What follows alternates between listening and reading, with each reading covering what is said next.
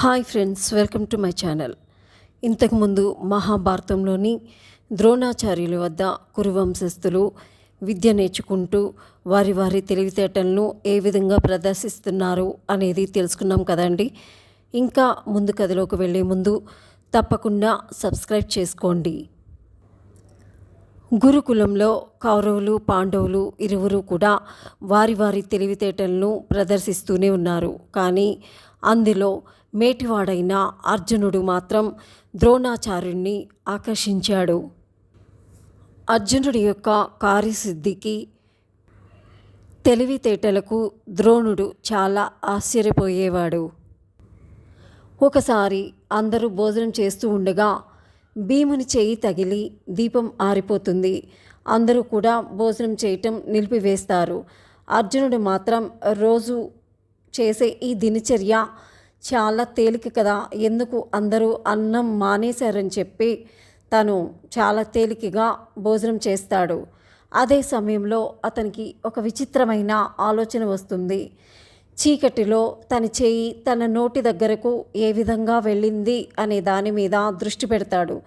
రోజు చేసే దినచర్య కాబట్టి అని తెలుసుకొని చీకటిలో భోజనం చేసినట్లుగా బాణాలు కూడా వేయవచ్చు కదా అని ఆలోచిస్తాడు.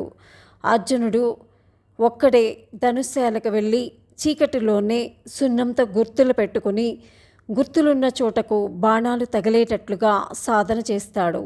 దీన్ని గమనించిన ద్రోణుడు అర్జుని దగ్గరకు వచ్చి చీకటిలో ఏం చేస్తున్నావని అడుగుతాడు.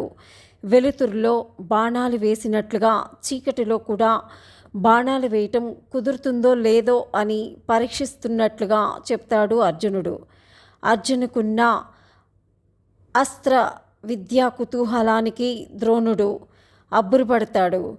అర్జున, చూస్తూ ఉండు, నిన్ను జగదేక వీరునిగా చేస్తాను అంటాడు. మాట తప్పరుగా గురువర్య అని అడుగుతాడు అర్జునుడు. ప్రమాణ పూర్తిగా చెప్తున్నాను, నన్ను విశ్వసించు అంటూ మాటిస్తాడు ద్రోణుడు.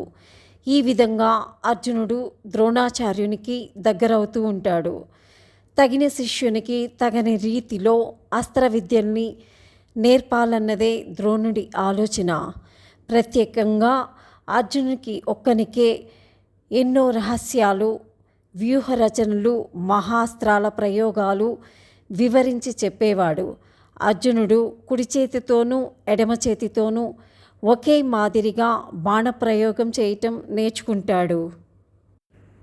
ఇంకా ముందు కథలో ఏం జరుగుతుంది అనేది తెలుసుకుందామండి. ఈ కథ కనుక మీకు నచ్చినట్లయితే లైక్ చేయండి, షేర్ చేయండి, సబ్స్క్రైబ్ చేయండి. Thank you.